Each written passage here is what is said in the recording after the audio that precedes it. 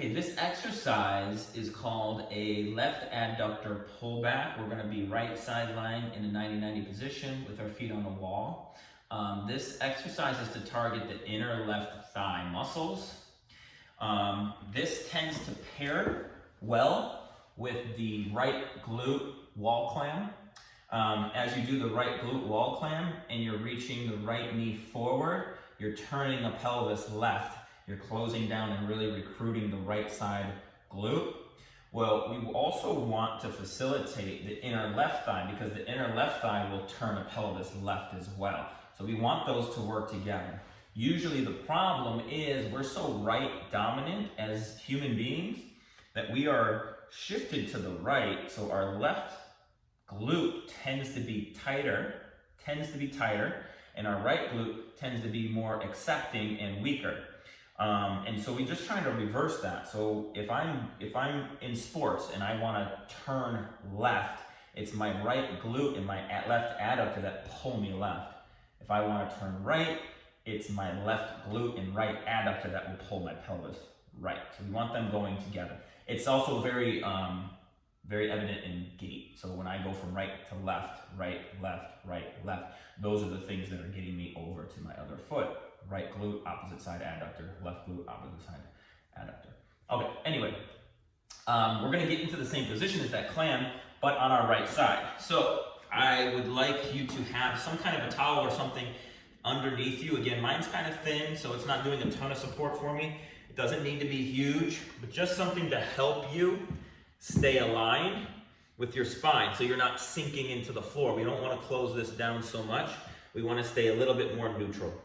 Something to rest your head on so we're comfortable. And then you're going to use a yoga block. You could also use a ball. I tend to use the yoga block because it doesn't move around a lot. You could do a paper towel roll. Something about 3 to 4 inches thick to put between your knees. So I'm in a 90-90 position.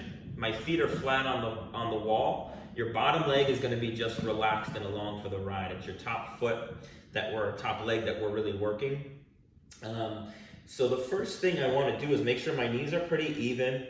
My butt, I'm going to have my tailbone tucked under a little bit and my rib cage back. I'm going to be more like fetal position here. I don't want to be opened up like this. I want to be pretty neutral. So shoulders stacked, hips stacked. Tuck my butt and ribs back so that I round my back a little bit so that I'm out of my back. I don't want my back doing this job. This will also help you stay out of your hip flexors. So that's a good key. If you're doing this wrong, you're going to feel tension or cramping in your TFL, one of your hip flexors. All right, so as I'm here and I'm in this position, I want to breathe and be able to keep my butt tucked, keep my ribs back, and then I want to be able to feel the floor with my entire foot. And then I want to ground my foot, meaning I'm going to press a little bit into the wall and pull my heel back. So if somebody came along and tried to pull my leg off the wall, they couldn't. I need to hold it there, all right? That's hard for a lot of people.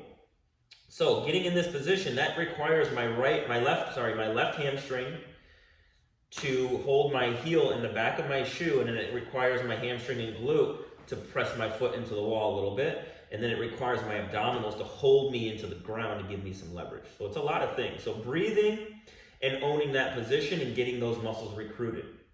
Excuse me. It's important we have a hamstring because your body's going to want to use your quad to do what I'm going to ask it to do, and we don't want that to happen. We want to use our inner thigh. So the first thing, once we get that down, is to start to press down into this block with your left knee. Don't press up with the right. You're not squeezing the block between your knees. You're taking your left knee and you're pushing down into the block.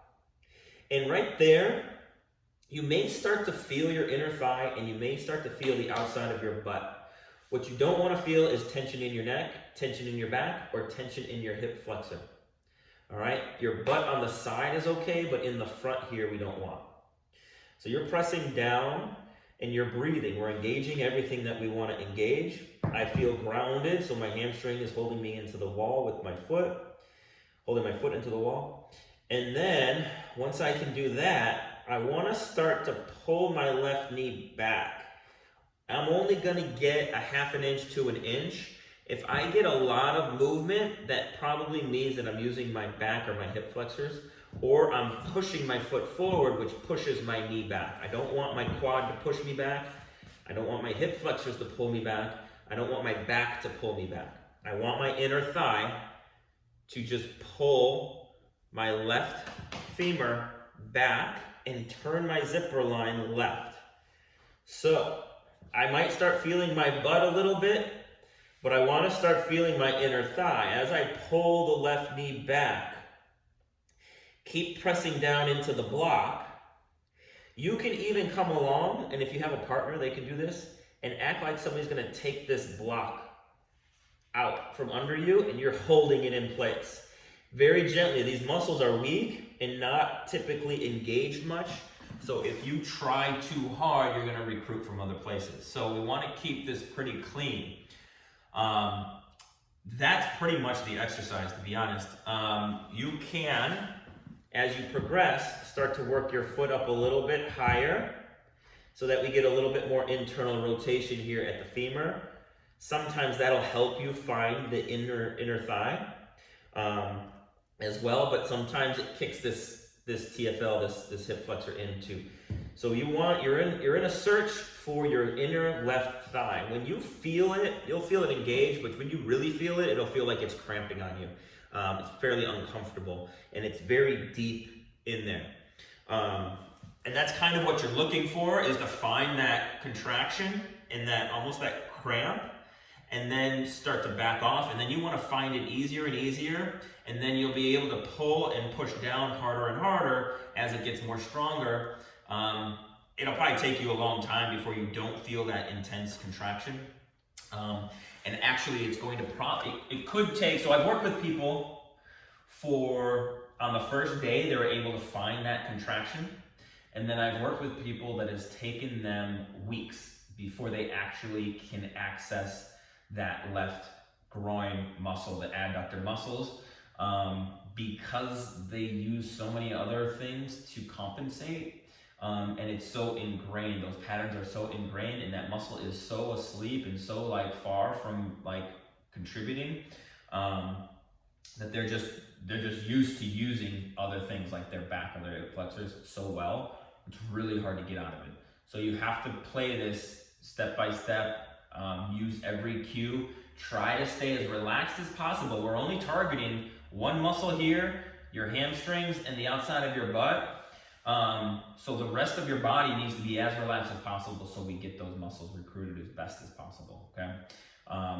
Try this, and hopefully, again, like I said, this pairs really well with the right wall clam to help to change the alignment of the pelvis, the relationship of the femurs in the pelvis.